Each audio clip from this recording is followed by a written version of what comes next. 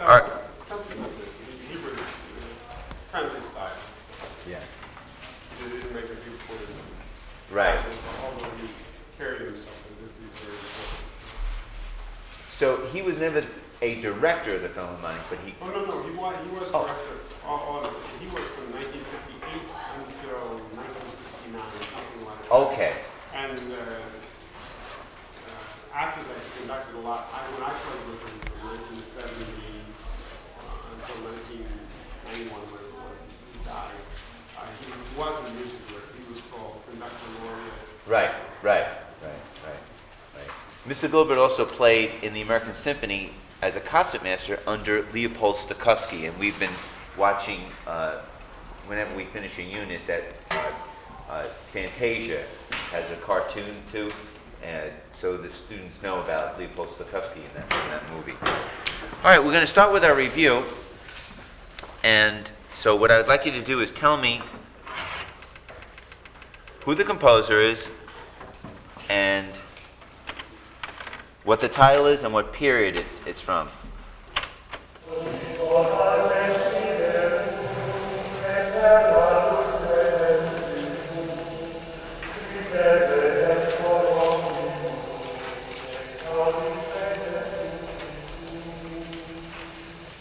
Jason? Gregorian medieval. Okay, and who's the composer? Zahn.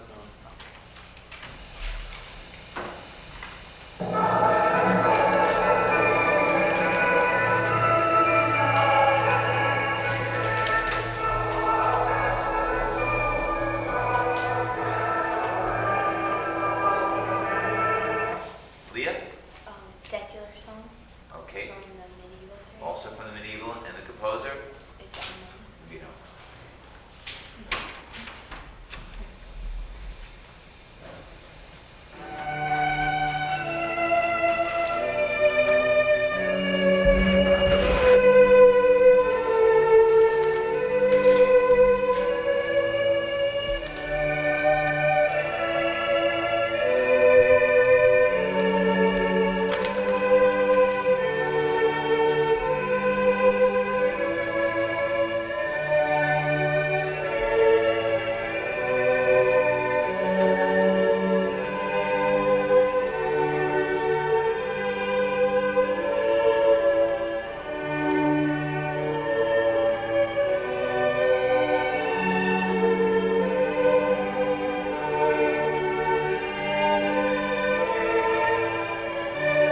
Lauren, who's the composer? Pachelbel.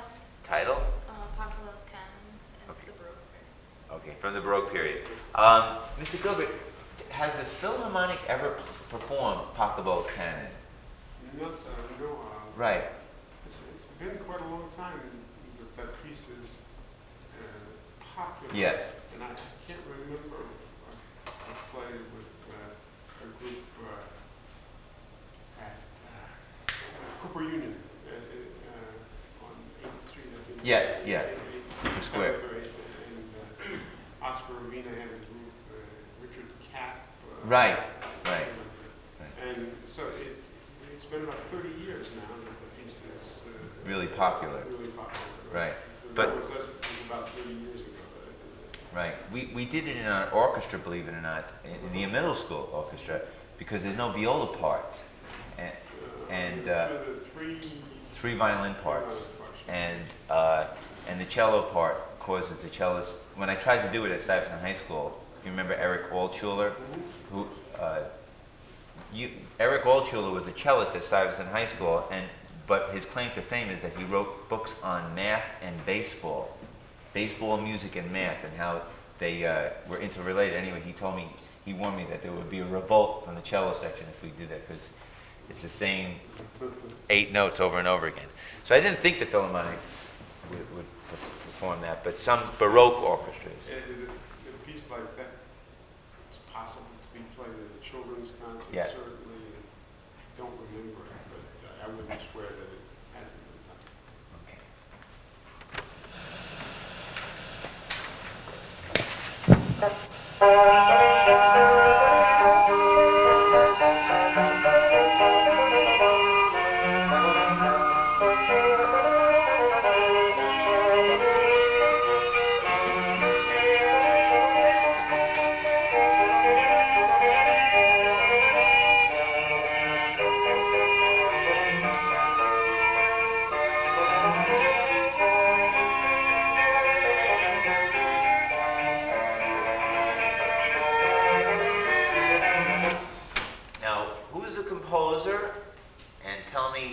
tell us what the history of this piece is.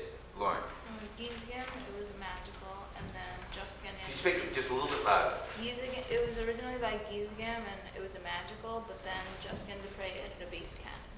Okay, so originally it was a magical for singers, and then Juscan transcribed it for instruments and added the two bass instruments. That's the piece that I was telling you about that he played at Lincoln Center. What's the name of the composer? Hein van Giesegang. He's a gay. And then Juscan Dupre later added the bass canon to it.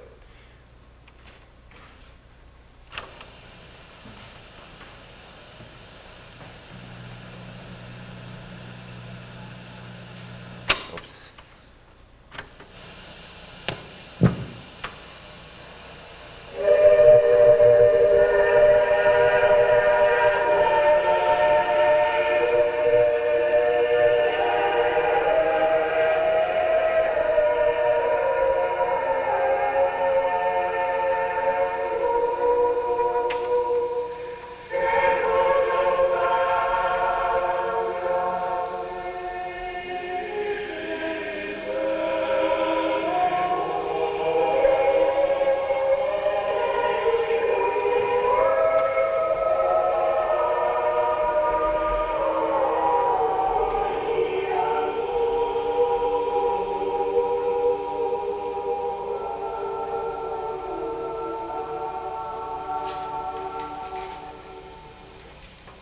Who's the composer? Sandy, do you remember? Okay, do you remember Renaissance? Do you remember the story of how we have this music? Mozart transcribed it when he heard it in the church or something. Right, and why did he have to do that? Because they weren't allowed to play it other than, I forgot what holiday. I forgot, Easter. Right, right, okay. This is the piece that the church forbade its performance unless it was in the Sistine Chapel during Easter week. And it was Mozart, as Sam pointed out, that transcribed it so that now we can do it whenever we want.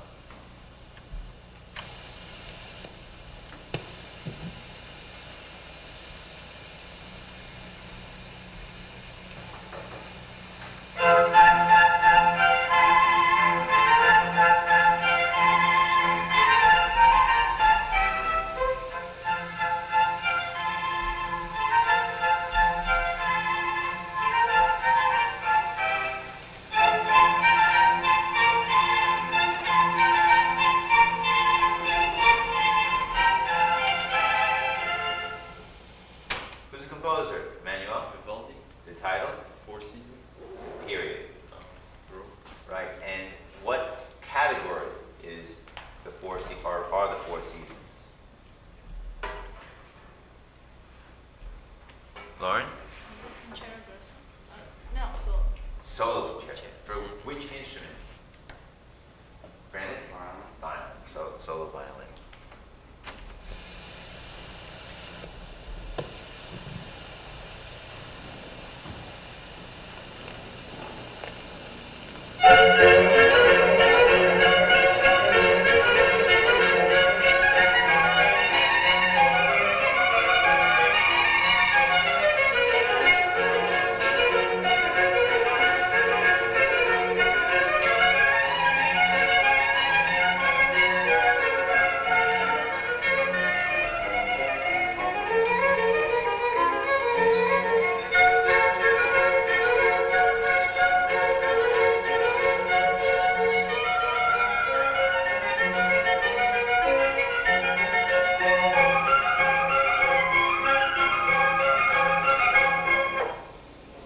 Catherine, do you remember the composer? Telemann.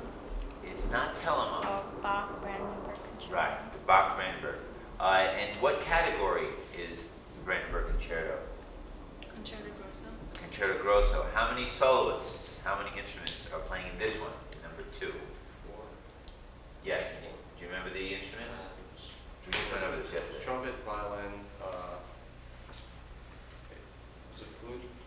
We had, It can be a flute these days. and oboe, Right, right. But what was it originally written for instead of flute?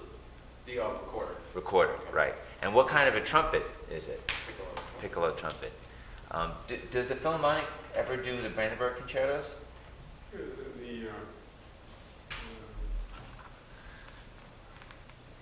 92nd Street Live, what Jerry Schwartz is. Right, the New York Chamber Symphony. They do every Christmas. And Right. the Philharmonic has played maybe two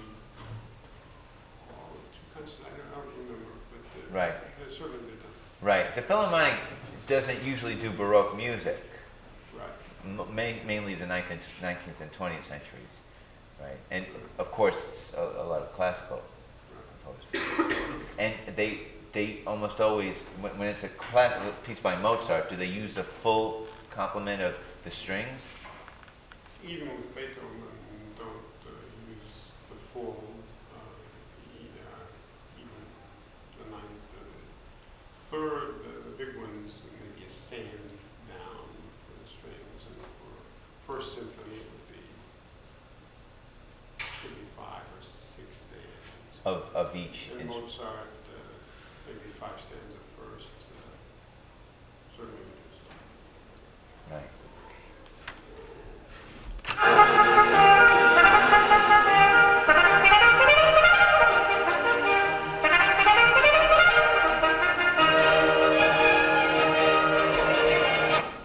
Who's the composer? Someone besides Lauren. Okay, Lauren, tell us who it is. Hummel, Okay, and the title? trumpet concerto. Right. What period is Hummel? Brandon? Pre-classical.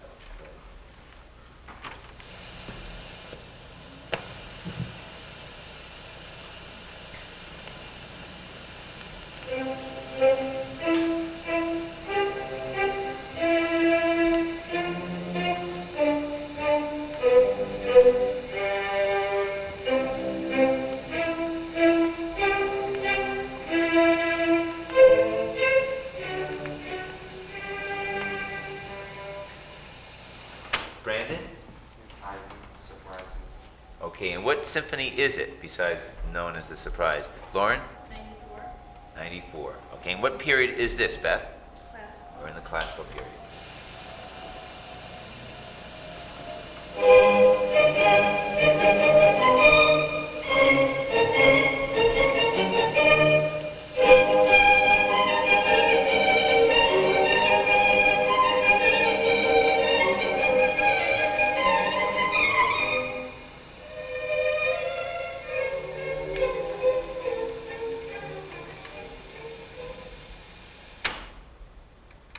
Karen, do you know the composer? Mozart. Do you know the title? Okay. Leah? Music. Right. And what category is on your music? The Serenade. Serenade. You've written as background music. Does the Philharmonic ever do Rachmaninoff music? They do. And do they use all the strings? Or I can imagine that it would be really something to have the full complement of strings playing that piece. It would always be reduced. Reduced. The fun piece is simple, but Yeah. Often pieces are popular for a reason. Usually they're good. You Right. Continue to like it, Right. whatever it is. Now, in the classical period, we had the 4 fields, 4 categories. What are they of composition? Leah? Piano, vocal, chamber orchestra. Okay. And give me an example of music that was written for the voice in the classical period. Emmanuel, what was the popular? Opera? Opera. Opera was very important in the classical period. What else did we have in the classical period for vocal? Beth? Leader, The leader, mass, And some masses. oratorios. masses, and oratorios. Okay. For the chamber, what were some of the important chamber ensembles or forms? What was the most popular during the classical period?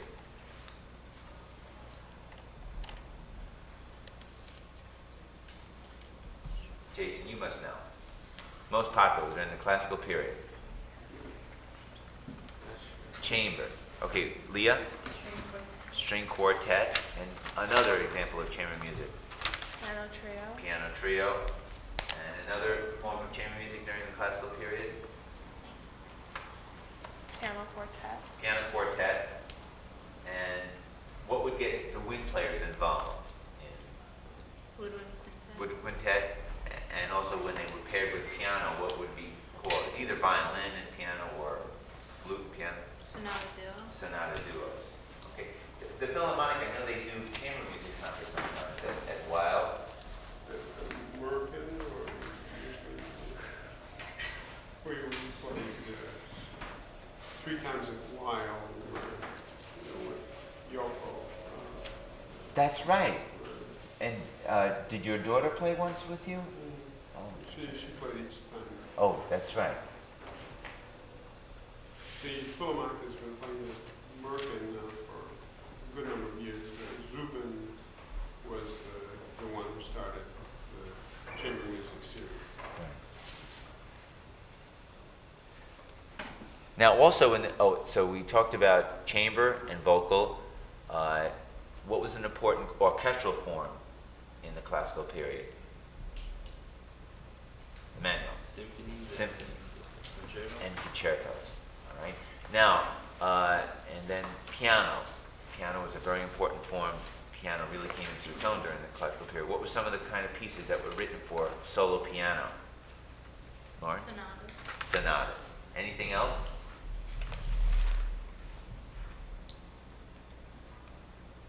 There were other pieces like variations and fantasias, but the sonata was very important. And speaking of sonata, what was the important form started by Haydn and Mozart that all first movements would follow? Lauren? Sonata. Sonata form. What's another name for sonata form? Leah? Sonata allegro. And I know one of you guys can name the parts of sonata form. But Lauren will help you out. It begins with a slow introduction, and then we have an exposition and development and recapitulation. Could you say that a little bit louder? Yeah, it begins with the slow introduction, and then we have the exposition, the development, and the recapitulation. Okay, then after the recap, Coda. coda. No. Okay.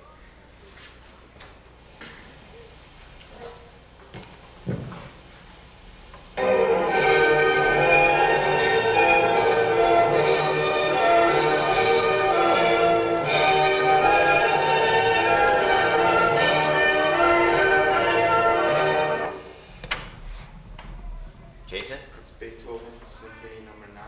Okay. And it's in the Romantic period or the Beethoven period. Okay. Or the classical period. What was unusual about Beethoven's Ninth Symphony? It was a choral. It was the first piece to have a chorus. I assume, I don't know of any Haydn or Mozart symphonies. Symphonies didn't have singers. Right. The Philharmonic must program that pretty often, I think. Right. Well, some years there's a point made not to do Beethoven or not to do this or that. Beethoven certainly is used for important occasions. In Japan, Beethoven 9th is done all over New Year's, Christmas period. Just it's a kind of tradition, perhaps. And then the people, I know someone who's done hundreds of performances of Beethoven 9th just because it's done so much in Japan. For the Philharmonic, Beethoven 9th will often open the season or important occasions. And a few years ago, Kurt Masur did a whole cycle of all 9 symphonies. In all of the symphonies. Once Lauren Mazel in London did all 9 symphonies on the same day. On the same day. He wore tennis shoes or sneakers, and he had 3 orchestras. 3 So orchestras. Each of 3 orchestras did 3 symphonies. I think that's the only time it was ever done. Wow. That's something. Lauren Mazel will be the next Philharmonic. Right. And you played under him. He was a guest conductor a lot. Yeah. He conducted in the 70s, and now he's coming back, and I wish him well. I advertise, so I'm not The it seems like the orchestra is really excited about having Laura Mazel come. They were very excited about when Court Mazur came, from what I remember reading. It's a difficult question now, because they're not the famous conductors from 50, 75 years ago. It's a different game now with advertising and promotion and publicity, and have to get people's interest, and it's always a question. Of course, the top orchestras, one like the Philharmonic, wants to have top conductors, and there are not many top conductors now. And, Right. Riccardo Muti was asked and didn't accept. Right. And then Mazel, who's a genius, remembering perhaps other people are as exciting as performers as he, but he has everything in his head. Wow. How many rehearsals would the Philharmonic have before they're, and they usually play 4 concerts a week? The usual schedule is 4 concerts, and it's usually 4 rehearsals. Start Tuesday morning, and have a double rehearsal on Wednesday. Thursday morning, have a rehearsal, and then Thursday night, Friday, Saturday, and then the following Tuesday. So you finish the week's work on Tuesday, and you've already started on Tuesday the next week's work. And the usual way is to have one main program a week, except it can happen that you have as many as 4 batches of music all in the same week if you have special occasions, pension fund concert, recording or something. Now there are not so many recordings. Until the 70s, there were lots of recordings. In the 70s, even though Bernstein wasn't the music director, he did many, many recordings, so I played a lot with him. In the studio. Right. And the usual way is to record what you're performing, because you have to get it ready. And if you only go to a recording session, you have a major rehearsal. Right. So usually it's worked out that recording is of the music that you do, and Lenny started doing recordings, the live recordings with touch-ups afterwards, that you get a better feeling, ambiance. Of If the people live are performance. performing, if you're just recording, you don't have the same kind of motivation if Right. the audience is there. Right. You get naturally up for the occasion. In your rehearsals, because a lot of the students that were in the middle school orchestra and band, we came to see you rehearse on the open rehearsals.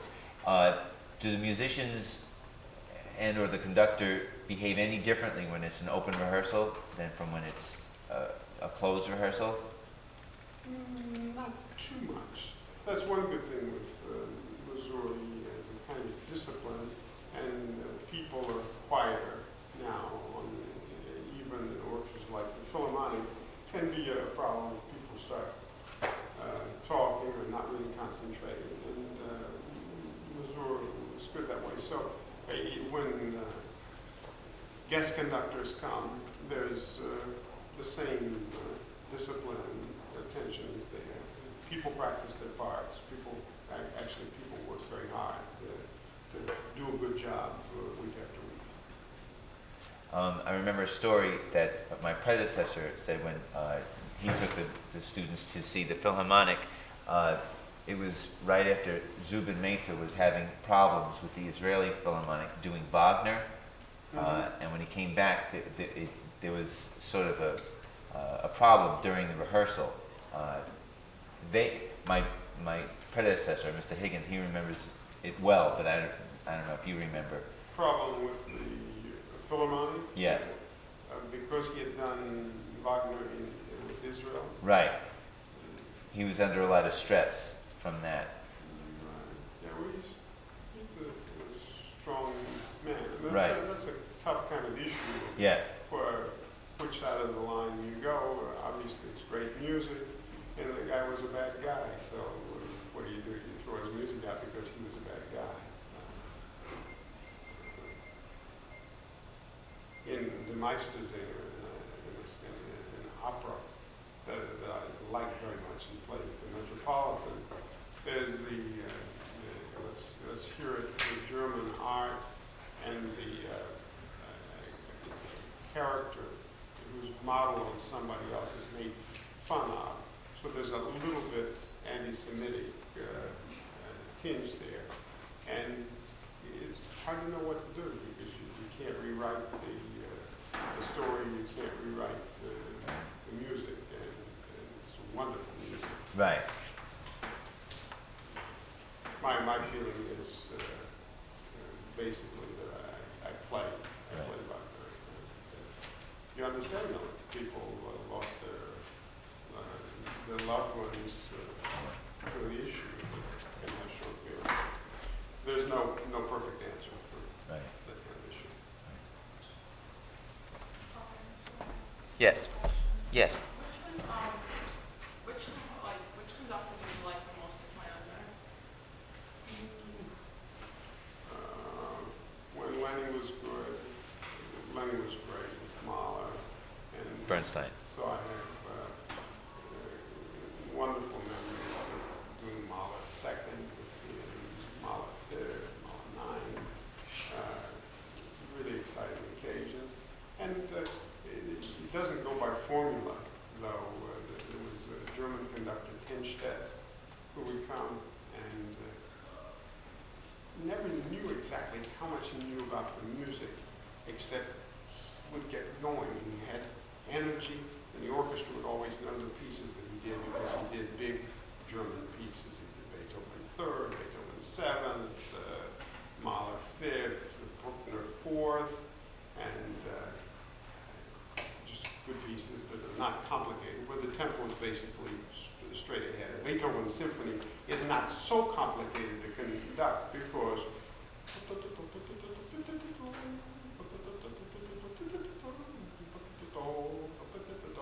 if it just keeps going, this technique is not so complicated, and you don't have 5/8 complicated rhythms.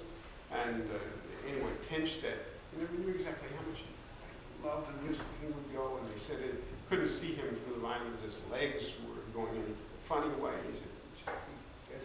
And people just got excited playing, and we had wonderful concerts with him. So Tenstedt I enjoyed very much. That's Klaus Tenstedt.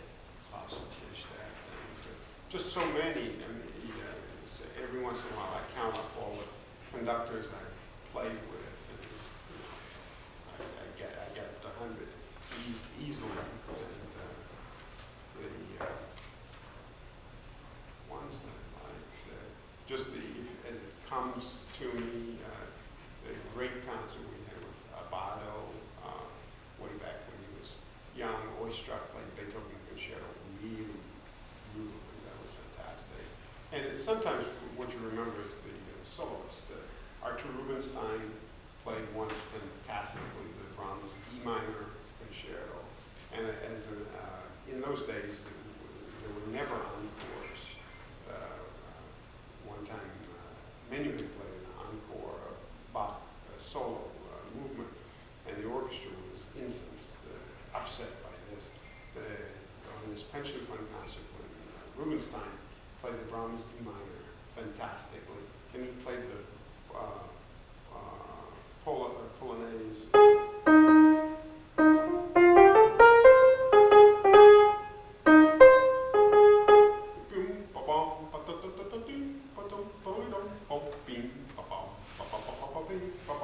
Played, and this old man, this 80-year-old man, when he got to the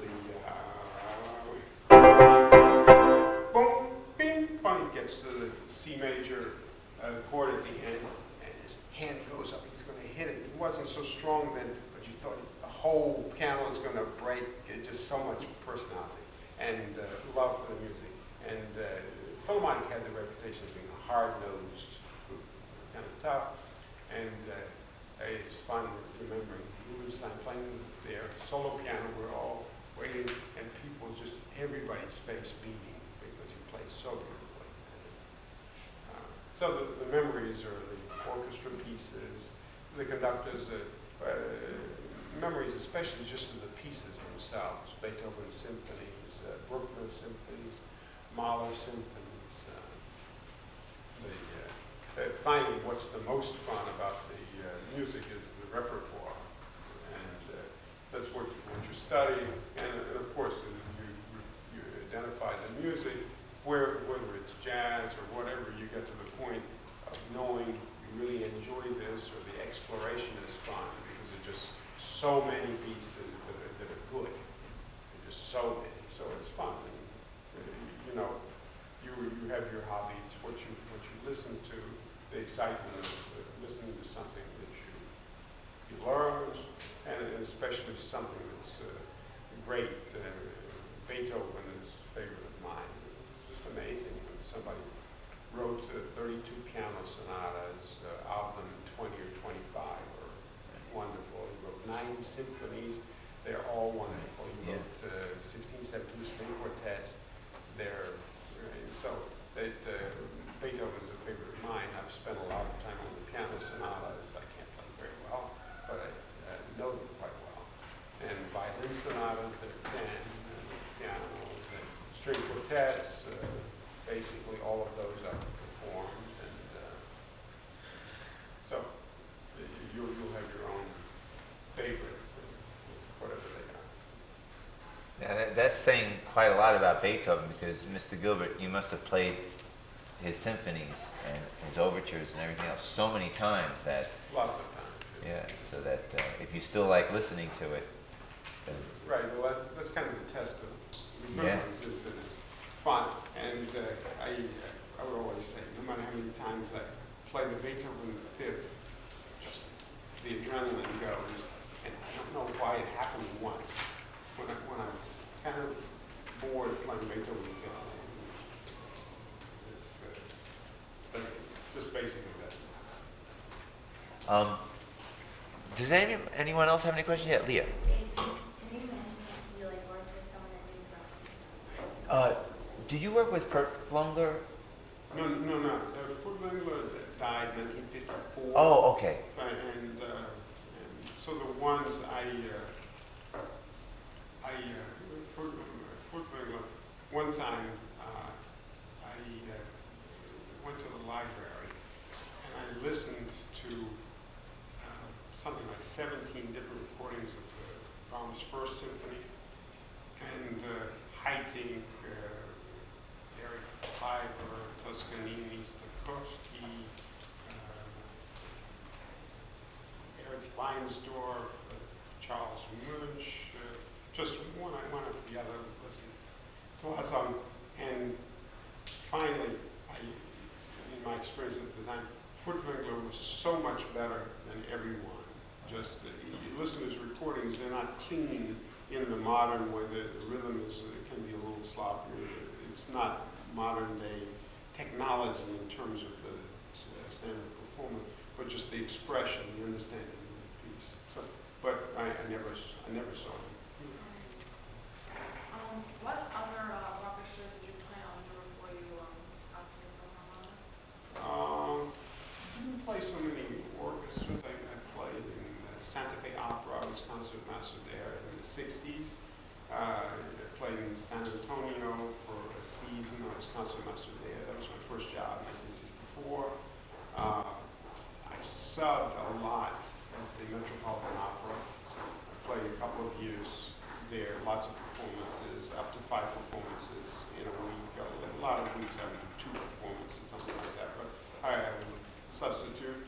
And as a freelance player in New York in the 60s, I played various orchestras. It's hard to remember the names. Played in Long Island at Hofstra University. There was an orchestra. It was quite good. Good professionals would come and play. Excuse me. But I never played in Pittsburgh or Montreal or Boston or any other city. My wife played in Philadelphia Orchestra for only a half season, and during that period of time she auditioned for the Philharmonic. So since then, for almost 25 years, she's also a member of the Philharmonic. Right. Yeah, I mentioned that to the class. Mrs. Gilbert is still a member. And did you meet in the Philharmonic? No, we met at music school. A music school. In Juilliard. Oh, at Juilliard. So there was a time when you were in New York and she was in Philadelphia. Right, that was 1978 or something like that. So Alan was 11, Jenny was 9 or something like that. So our kids. So I did a little more cooking than I usually did that year because she was gone. She would travel back and forth and would be about half the week in the city. Right. As we're getting close to the end of the period, just want to remind you, Mondays are our exam. Any other questions that you might have for Mr. Gilbert? Well, this doesn't really have to do that much music, but you said your kids were like 11 and 9. Are they as they're now, I assume, grown up, but are they as into music as you are? Or are they professionals based on? Son Alan is conductor. He's the conductor of the Royal Philharmonic Orchestra in Stockholm. And in the last summer, he conducted Sound of the Opera, Falstaff of Verdi. This summer, he will spend conducting Eugene Onegin opera of Tchaikovsky. And Jenny is concertmaster of the orchestra in Lyon in France, a couple of hours by train away from Paris. So they're both in Europe. Alan has an apartment in this city, so he's here more than Jenny is. We see her occasionally. Jenny was a student at Stuyvesant High School when I was a conductor. That's how I know Mr. Gilbert. And together, Alan is going to conduct the Lyon Orchestra next week with Jenny playing the violin parts of the Sibelius Violin Concerto. And Sam played the clarinet when we did that with one of our students at Carnegie Hall. So you know that piece well. Mr. Gilbert, what was the audition like for the Philharmonic? Audition procedures are different. When I auditioned, I showed up. I knew what I was going to play for the solo, so I played Prokofiev Concerto. And then they put music up and read it. So there was no announced list. They just put music up. And in those days, it often would be Don Juan, Strauss, which is a beautiful orchestra piece. For style, Mozart 39th Symphony,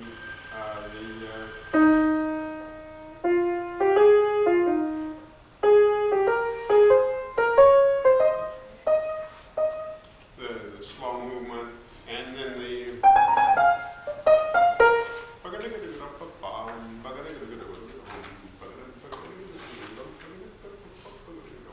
the last movement that was standard, the Don Juan, so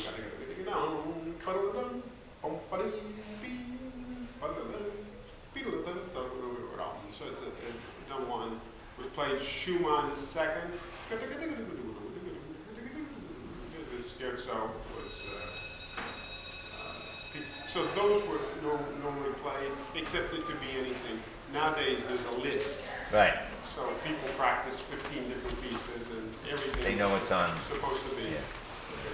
Thank you, Mr. Gilbert, and thank you, scholars. We'll see you on Monday.